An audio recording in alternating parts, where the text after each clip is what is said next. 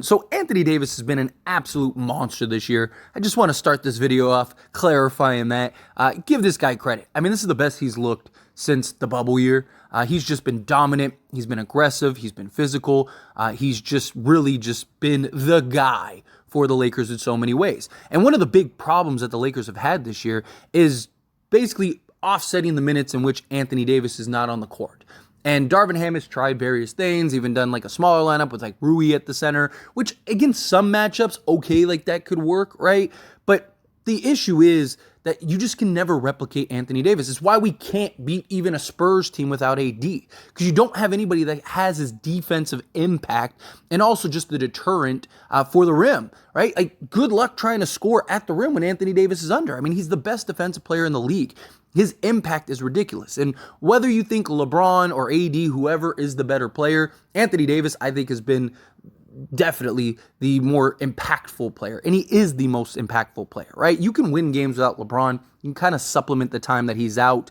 Obviously, we're not better without LeBron, but you have enough size and versatility amongst various players that you can kind of fill in the gaps when LeBron isn't there. We have nobody that can replicate Anthony Davis, even collectively.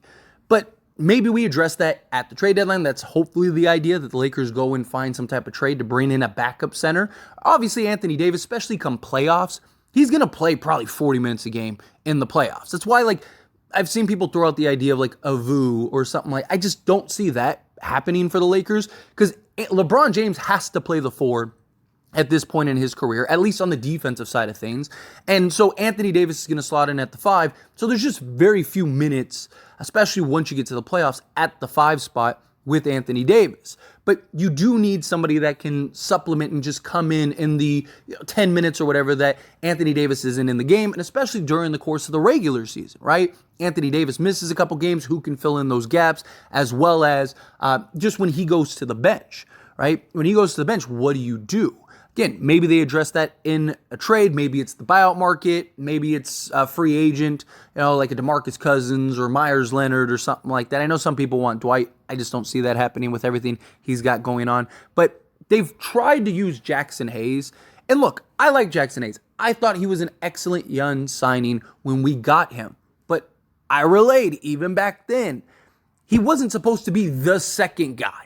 He was a guy that was supposed to come in and just provide, spot minutes here and there. He was a development big. He was a project big that I think has a ton of potential as a lob threat and potentially as a, rim protector, but he doesn't have the discipline. He doesn't have the understanding and the timing down, right? He's had some moments. He's had some flashes here and there in games, but he's also had more games where he just looks out of whack and, unplayable at times, right? He doesn't have a good feel yet. He's young. He can get there. Proper development. This was a guy that I was like, okay, if the Lakers get him, you could sign him long-term on a very reasonable deal and then develop him along with, like a Colin Castleton or something like that, right? Now that gives you 2 bigs that maybe eventually could play alongside Anthony Davis or be a quality backup, right? Maybe Colin Castleton is the starting center of the future post-LeBron, and you got AD at the 4, right? And Jackson Hayes is the backup, or vice versa, right? That was the goal long term.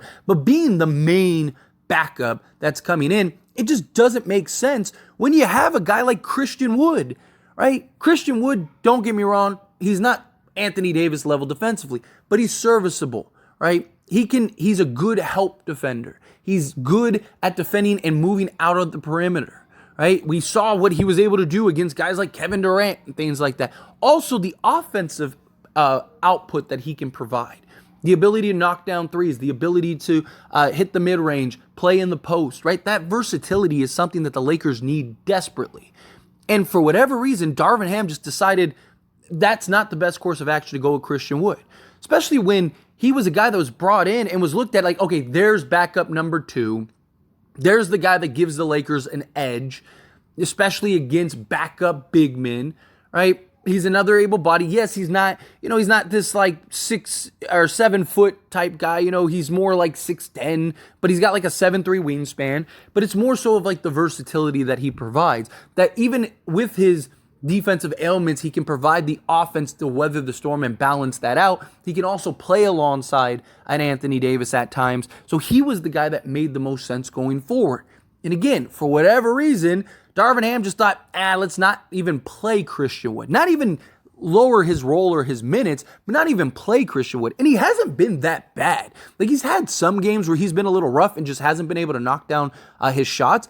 But also, how do you find any type of offensive consistency when you're not getting consistency out on the basketball court? And when you're not being utilized correctly, right? One of my biggest knocks on Darvin Ham is the way that he utilizes Christian Wood and Rui Hachimura especially, right? What made Christian Wood so great was that you could run some pick and roll actions. You could run some pick and pop actions. You could give him and dump the ball down to him, down in the post, and he could just go get a bucket, right? The versatility that he has on the offensive side. Oh, and he has the ability to shoot 38% from three. Not, he can shoot a bunch of threes and occasionally be on the block or whatever, right? You're neutralizing what he is. You're basically turning him into a perimeter wing player, which at times he can do that, but that's not his game, right? It was always supposed to be he can score inside, and he can step outside rather than the opposite. And credit Christian Wood real quick, because he's been a model professional. There were a lot of questions about his character and his locker room and all that stuff. And look, you haven't heard a peep, right? No complaints, no nothing. I'm sure he's not happy. I'm sure he's frustrated. He was promised a big, prominent role with this Lakers team, and he just hasn't had it. But when he does play, every time he plays, the guy plays well. Literally every time.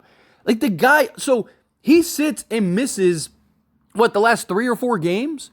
Comes in, shoots 3 of 4 from the field, gives you 5 rebounds, 4 assists, and 9 points, right? And then you look at the games before that, right? He played spots. So against Minnesota, he played 4 minutes towards the end of the game for garbage time. In Chicago, he played a minute. I don't count those, right? So when you look at the more recent stretch for the Lakers, he didn't play in Indiana. He didn't play in Dallas. He comes in and plays against San Antonio, 21 minutes. He gives 9 points, 4-7 from the field, 6 rebounds, 1 assist, right? Then he follows the next game up again against San Antonio, plays 30 minutes, gives you 17 points, 6 of 10 from the field, 8 rebounds, 3 assists.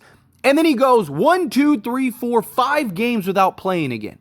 Again, he had the Minnesota and Chicago game where he played a total of 5 minutes in those games. That doesn't count. How are you supposed to get any type of production on the court when you get 5 minutes through 2 games, right? So he basically has a 5-game stretch where he doesn't play, and then he goes up against Charlotte, plays 23 minutes, and gives you another 9 points, 5 rebounds, and 4 assists. Give this guy the opportunity. There's no reason this guy should be out of the lineup. There's no reason Jackson Hayes should be playing more minutes over Christian Wood on a regular basis, right?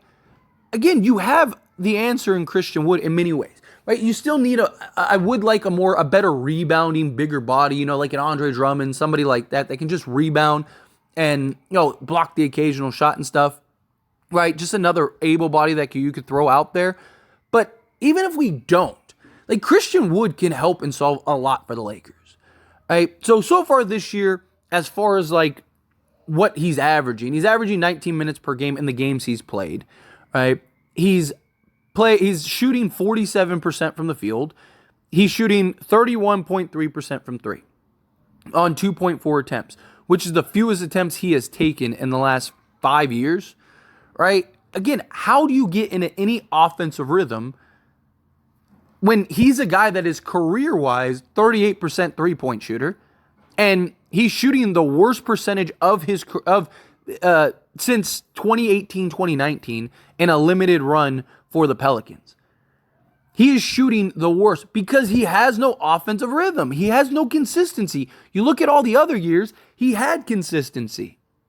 He had opportunity. He played in 68 games and was getting, 20 to 25 to 30 minutes a game.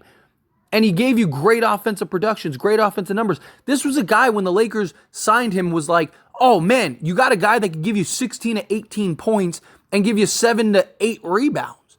With Houston, one year he averaged 17 and 10, and then the previous year he averaged 21 and 10. He still also gave you 2 assists. He also gave you a block and a steal, right? And especially with our defensive sets, he could thrive defensively. We've seen him do it. He's not an elite defensive player. I'm not saying, he's Anthony Davis level or anything like that, But he is a guy that can offset it in time, in moments, right? When Anthony Davis goes to the bench and gets rest, you should be running Christian Wood. And you should be running him the way that you run Anthony Davis, right? Run some pick and roll action. Dump the ball down to him when he gets established in post play.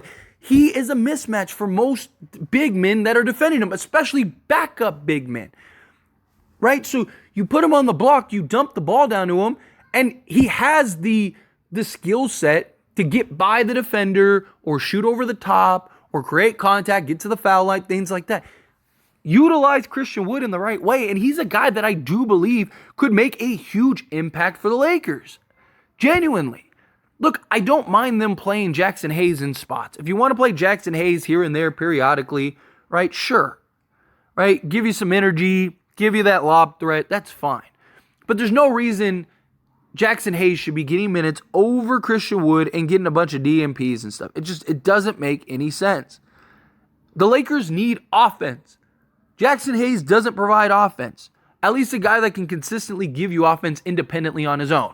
His offense is limited to just little 5-foot floaters and lobs. Christian Wood, you have a guy that can basically score at all three levels for a big man. And the Lakers seem to be the only team that haven't utilized that properly. I mean, you look at his run the last few years prior to this. I mean, the guy is a 17 to 20 point a game guy for every team but the Lakers. It's because he gets no utilization, right? And I'm not saying he has to go and give you 17 a game. I just think no matter, like, he's going to always be the 7th, 8th guy, right? But I do think he's a guy that could probably give you double digits at least. You know, he's a guy that I could see you in the limits or in the minutes that Anthony Davis is not in the game, could go average and give you something like 10 and 5 or 10 and 6, right? In that time that he's getting the opportunities. If he gets consistency, if he actually gets to play any significant, meaningful moments of basketball. I mean, look, so far this season, like I said, he's averaging 7 points, just under 6 rebounds, 5.5 rebounds, and 1 assist. With no consistency, no real moments, no nothing. And you see reports and all kinds of stuff about Christian Wood being a disappointment, he hasn't provided what the Lakers expected him to and stuff. And it's like, it's not Christian Wood's fault. The guy didn't get to play all offseason because he was a free agent, so he couldn't go to Dallas's facility. He couldn't go to the Lakers facility. He comes in, he's had some good games. He's had some great games for the Lakers, even early on in the season, as he's trying to find his rhythm, as he's trying to get his legs under him. But then all of a sudden he gets no consistency. He's constantly in and out of the lineup. He's, playing alongside players that don't make sense at times. And then he has great sequences and helps us win a game against the Suns with his defense against Kevin Durant. He had huge moments, and then he just completely falls out of the rotation in favor of Jackson Hayes or going small. And it's like, how is that Christian Wood's fault? He's not being utilized properly. He has no consistency to find any type of rhythm. Make it make sense, right? I don't care who it is. If LeBron James was getting DMPs for 5 games straight and then 4 minutes the next game, you think LeBron would be giving you 28 and 8? No. He would have trouble finding a rhythm, finding anything. Anthony Davis, anybody, any player, I don't care how, Michael Jordan. If you played Michael Jordan 4 minutes, right, maybe they have more of an impact than Wood would, but still, they wouldn't be anybody. You would never have heard of Michael Jordan. You would have never heard of LeBron James, right? Kobe, anybody, name their pick. They got consistency. They were able to find rhythms when they had bad slumps. What happens? You stuck with them and they figured it out. Even guys like Taurean Prince this year. Early on in the season, had a tough slump, right? Darvin Ham sticks with him. Guess what? He comes out of his slump and he's the last month and a half, he's been lights out. He's been averaging like 4 made threes a game. Again, consistency, opportunity. And we don't have any better options. Jackson Hayes is not a better option. Play Christian Wood. But anyway, as always, this is a discussion, so I pass the question on to you. Let me know your thoughts and opinions down in the comments below. Do you agree with me? Disagree with me? Somewhere in between? You're on the fence with it? However you feel, whatever your thoughts are, I'd love to hear it. So let me know down in the comments below.